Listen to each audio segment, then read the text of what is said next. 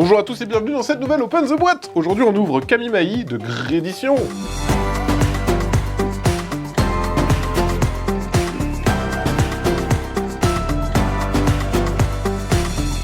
Kamimahi, c'est un jeu de Masaku Takizawa et illustré par Valériane Olé. C'est un jeu coopératif un peu loufoque de dextérité. Vous allez avoir vos cartes qui seront empilées et il faudra les sélectionner pour lancer des sorts et essayer de vaincre le vilain démon.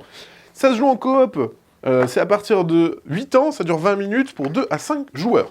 Alors, on a le tapis qui veut sortir déjà. Dans un premier temps, on a la règle du jeu. La règle du jeu qui vous montre comment fonctionne le système de jeu et qui vous explique tous les différents pouvoirs que vous allez retrouver en jeu. Globalement, c'est assez simple à apprendre, mais il y a quand même quelques subtilités à comprendre. Et il y a aussi des variantes. On a une variante facile pour jouer avec les plus jeunes, normale, difficile si on aime le challenge, et même un mode aventure si on veut enchaîner les différents scénarios. Qu'est-ce qu'on retrouve dans la boîte? Eh ben on a un tapis de jeu.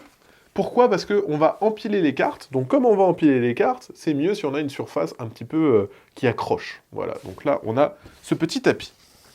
On va avoir les différents Kamimahi à combattre, hop, qui sont des démons dans le papier, qui vous ont enfermé dans un grimoire, donc vous tentez de les vaincre. Et pour les vaincre, vous allez devoir défausser des cartes identiques, 4 fois le même élément, pour pouvoir cocher une petite case sur le bloc. Ici, il faudra 4 éléments eau, 4 éléments terre, et ici, il faudra coopérer ensemble pour défausser chacun des cartes et cocher la petite case.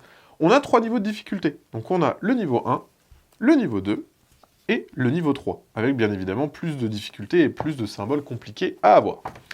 Et ensuite, on va avoir les différentes cartes. Les différentes cartes, les voici, les voilà.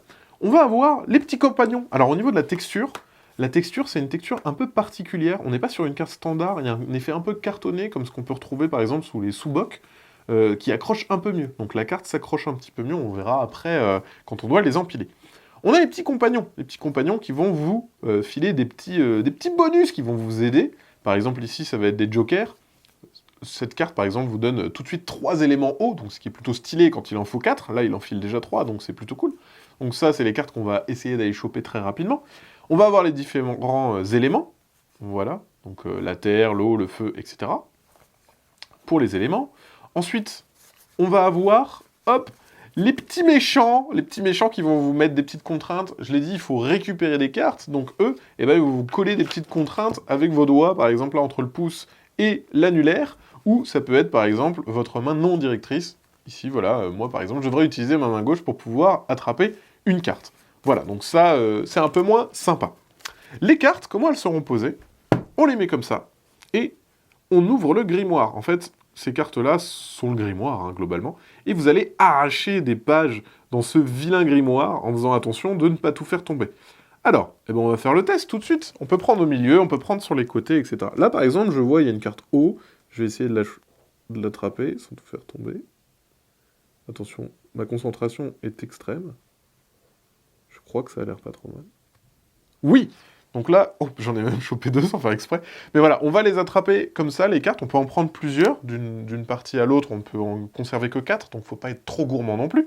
Mais voilà, on va essayer d'attraper les cartes sans tout faire tomber. Parce que si on fait tout tomber, boum, eh ben, on va, sur notre bloc, noter qu'on a perdu une petite vie.